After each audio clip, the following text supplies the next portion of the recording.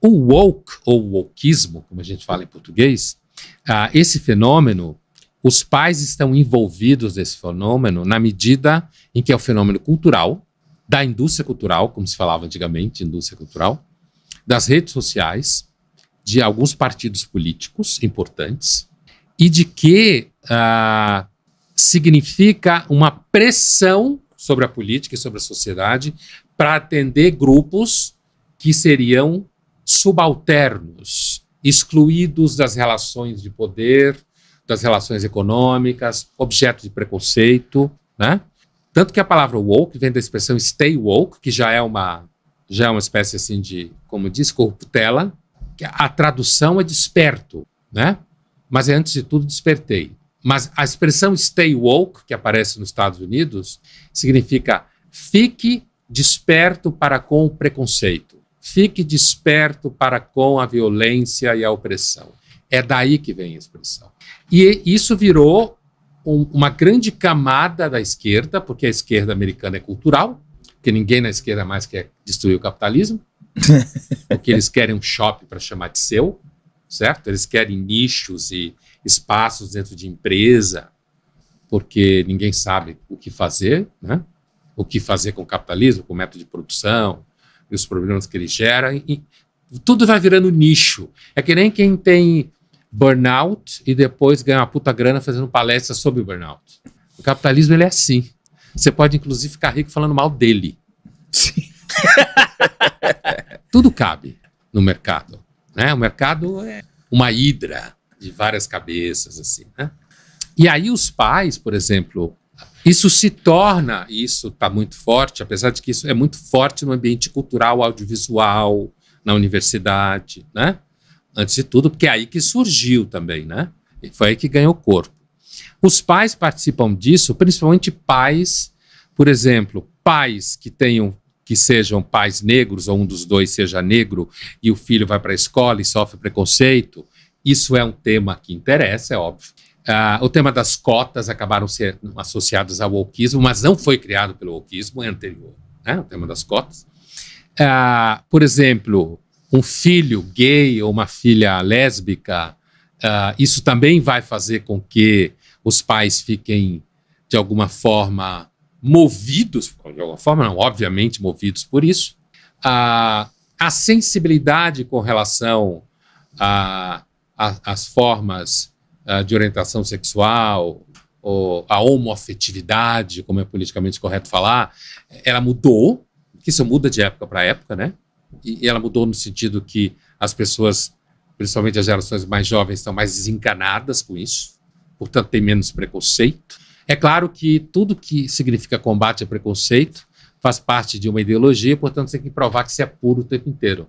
Então você tem que provar que você não tem preconceito nenhum, que você é super legal, que suas ideias são certas. E o wokeismo, ele acabou virando um movimento que ele impulsiona isso, entende? Então, você coloca, por exemplo, a personagem não era homossexual, mas a série tem que fazer ela homossexual. Ou a série tem que fazer o casal principal. Eu lembro aqui de uma série do começo da pandemia, estou tentando lembrar o nome dela, acho que é Years and Years, se não me engano, inglesa, muito boa, inclusive, em que o personagem heterossexual branco não vale nada. Todo mundo que é legal na série, o casal principal da história é um casal gay, a tia, acho que se não me engano, a irmã do pai, se não me engano, alguma coisa assim, que é legal e combate o capitalismo e tal, se descobre lésbica no meio da série. Isso é um exemplo do que é o wokeismo, entendeu? O wokeismo, como ele é uma pregação, então ele tem que trabalhar por blocos. Toda vez que você quer fazer a cabeça das pessoas, seja que lado for, você tem que trabalhar por blocos, você tem que oferecer uma realidade simplificada para que você consiga combater aquilo que você quer combater, certo? Então você tem que fazer estereótipos. Então, um estereótipo muito comum hoje é a ideia de que homem branco heterossexual não vale nada. Perfeito. O wokeismo está super entrelaçado com uma teoria chamada interseccionalidade. Já ouviu falar? Kimberly Crenshaw. Então, é isso mesmo. Quer dizer, se você está na intersecção de grupos, de conjuntos, intersecção, daí vem a expressão, né? A gente aprende na escola. Se você está na intersecção de grupos que sofrem opressão, você é melhor do que se você tiver só um grupo que sofre opressão, entende? Então você pega, por exemplo, uma mulher branca heterossexual, ela é oprimida porque é mulher, mas não como branca nem como hétero. Então ela vale menos do que uma mulher que for negra, homossexual, mulher, né? Então essa aí detém vários elementos de opressão. É a pirâmide do oprimido e do opressor, né? Exatamente, é. E é por isso que quando você pega o caso do homem branco heterossexual, não vale nada. Não tem lugar de fala. Que é uma teoria do Marcuse, né? Filósofo famoso da escola de Frankfurt, que foi para os Estados Unidos, e que ele defendia que a tolerância só deve ser praticada por grupos que combatem a opressão. É daí que vem a ideia de que você convida um professor branco heterossexual, ele não tem direito a falar. Os alunos vão lá, caçam a palavra, desconvidam. Foi uma coisa que aconteceu muito nos Estados Unidos. Essa é um gráfico, né? Que você desmembra, né? É isso aí. A possibilidade, e aí você tem São vários os caminhos. aí, Exato. Exatamente. Você tem que estar na intersecção, por isso interseccionalidade, para significar que você detém muito valor simbólico, portanto você tem mais lugar de fala. É claro que isso está sim com o wokeismo, apesar que não são ligados. Isso é uma teoria. O wokeismo é um movimento cultural que pegou, porque a expressão é forte, stay woke, né?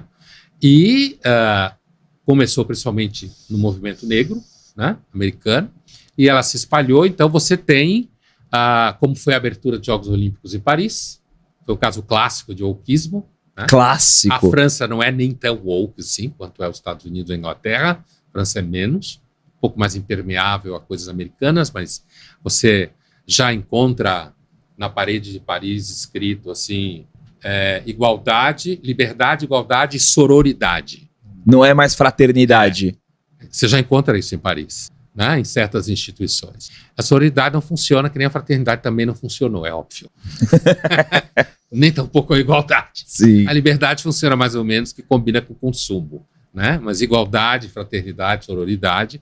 Mas você tem que colocar, isso é bem woke, né? Você tem que fazer o discurso de que as mulheres, então, se amam, se adoram, se apoiam, uma não larga a mão da outra, quando na realidade a humanidade sempre larga a mão da outra pessoa, dependendo da situação, né? Sempre. Homem, mulher, tanto faz. Mas filosoficamente aí, o professor, as bases do woke, aí você falou da escola de Frankfurt, aí você tem um pouquinho do pós-estruturalismo, é uma junção de muita coisa, né? O woke. Então, quando você fala, sim, eu estava falando do Marcuse por conta do problema da tolerância intolerante, né? O texto dele, que fundamenta, vai muito bem com a teoria da interseccionalidade e fundamenta bem o desconvite, como se fala, né?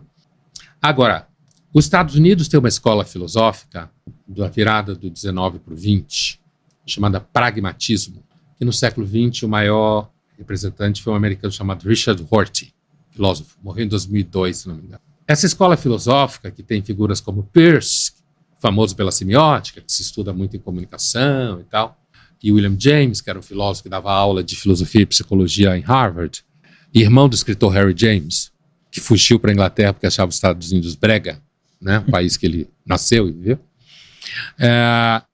Essa teoria pragmática, que está na base do politicamente correto e do wokeismo, é a ideia de que se você...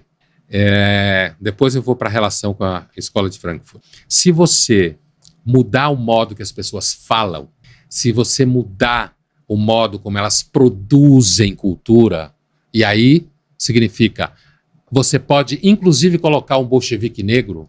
Um bolchevique negro. Você pode inclusive colocar um aristocrata do século XVII inglês negro. Um samurai no Japão feudal negro. Então, como exemplo, né? Você pode, então, fazer histórias cada vez mais em que os casais homossexuais são melhores do que os casais heterossexuais.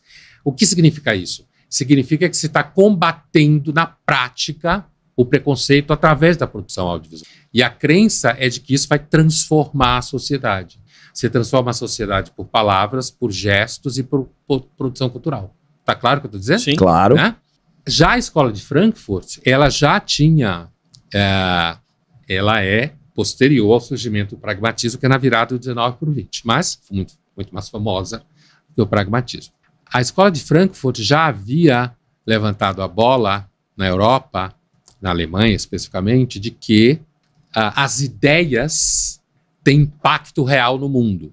Porque o Marx, por isso tem gente que fala que a escola de Frankfurt é traidora, porque o Marx, ele brigava muito com os outros socialistas lá, inclusive com o Proudhon, que é um cara bem famoso, porque os caras ficavam discutindo ideia. E o Marx dizia, não é isso, você tem que quebrar o modo de produção capitalista. Se você quebrar o modo de produção capitalista, as ideias vão mudar, certo? Então, para o Marx, ideias eram importantes, ele discutia ideias, mas não era isso que ia mudar o mundo, entende? As pessoas não iam mudar o mundo porque elas acordam de manhã, ou porque leram um livro, entende? Elas vão mudar o mundo se o mundo for mudado no modo de produção. Trocando em miúdos, se os meios de produção não estiverem mais só na mão de uma elite. Todos estiverem. O Marx acreditava nisso, que é meio metafísico, que a mudança do modo de trabalho mudaria a alienação com relação a si mesmo. A escola de Frankfurt traz a importância das ideias de novo, né, do impacto que significa no mundo da cultura, que ela pensa bastante. Né? Os alunos de comunicação sempre leram muito autores dessa escola, Adorno, Horkheimer e tal, o próprio Marcuse, acreditavam que ideias de fato transformam. E, portanto, você não deve, indo para o Marcuse, você não deve deixar um cara que está montado na opressão capitalista, ou branca, ou heterossexual, ou masculina, falar com os alunos. Você só deve deixar quem não está montado na opressão. Porque ele, apesar de que ele pode dizer que ele é legal, ele representa, para além do que ele pensa, a opressão. Pelo simples fato dele respirar. Entende? A existência dele é opressiva. Exatamente. É isso aí.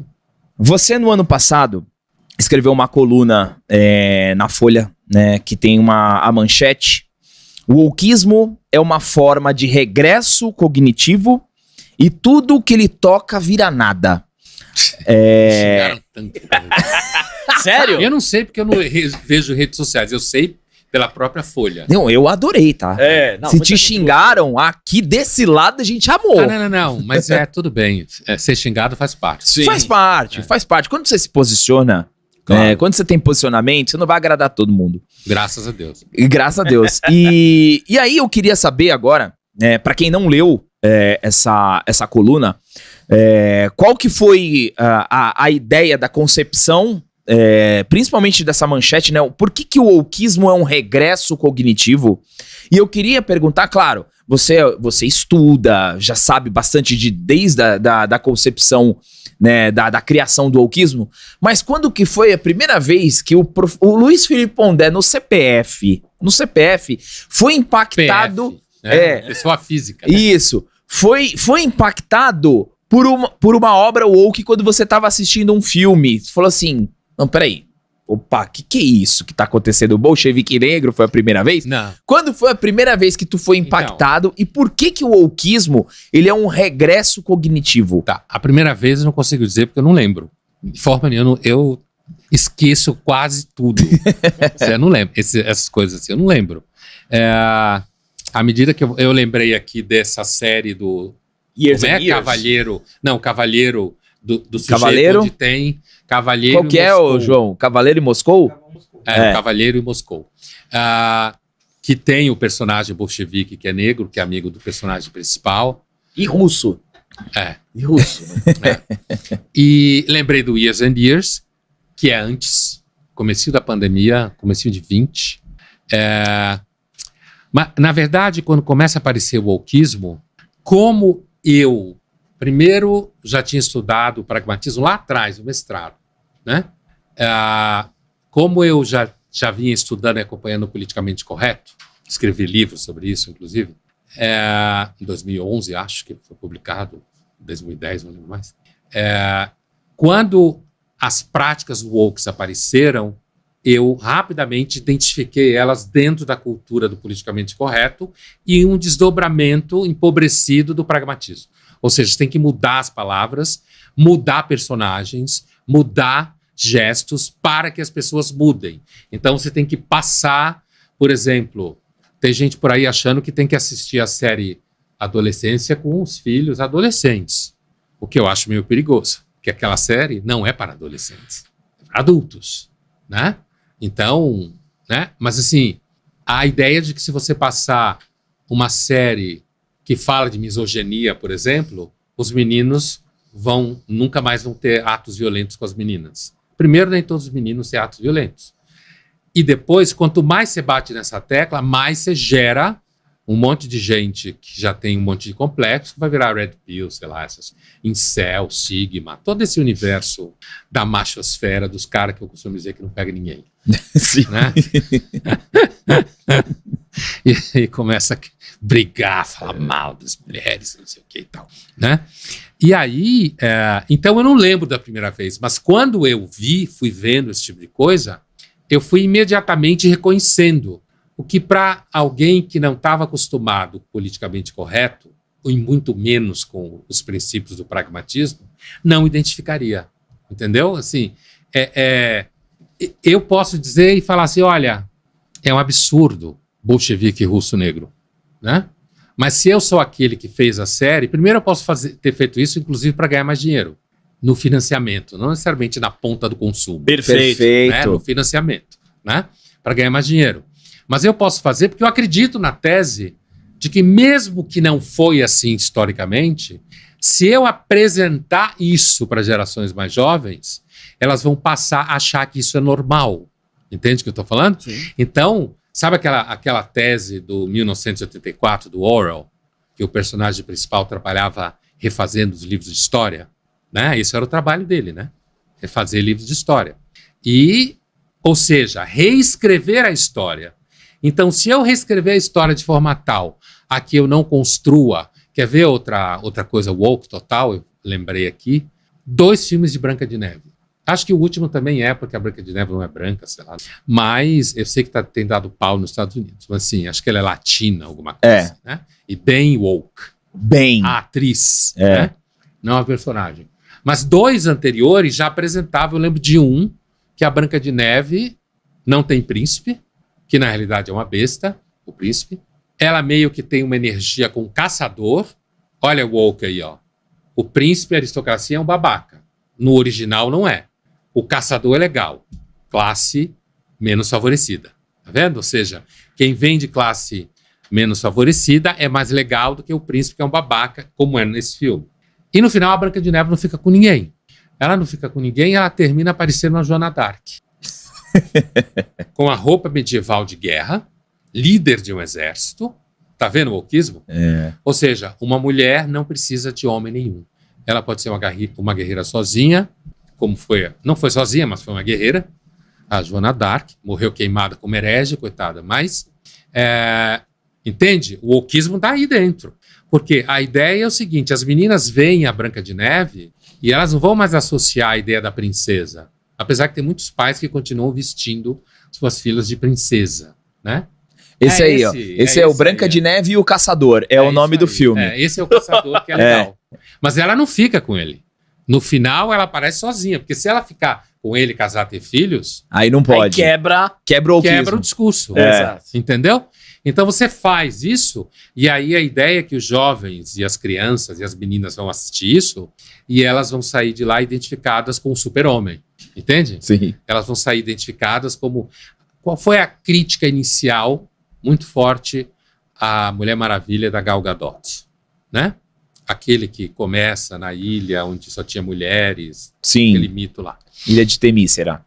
Então, a Gal Gadot, que é a Mulher Maravilha, a grande crítica que as feministas fizeram à personagem da Mulher Maravilha é que ela se apaixona e sofre porque ela ama o cara que morre no final. Tem spoiler, mas o filme já é antigo. Sim. Essa Mulher Maravilha. Né? A grande crítica ao filme foi de que ela é uma personagem romântica que fica perdidamente apaixonada pelo personagem masculino, que é um soldado americano ou inglês, não lembro mais. Isso aí. Que morre no final. Né? Se mata para conseguir combater os alemães. É na Primeira Guerra, não é na Segunda. E, portanto, foi criticado. Por quê? Porque, apesar dela ser maravilhosa, poderosa, ter um chicote, forte pra cacete, quebra todo mundo, não podia se apaixonar. Se apaixona, quebra de novo a narrativa. Porque você tem que oferecer a ideia de que uma mulher não precisa se apaixonar.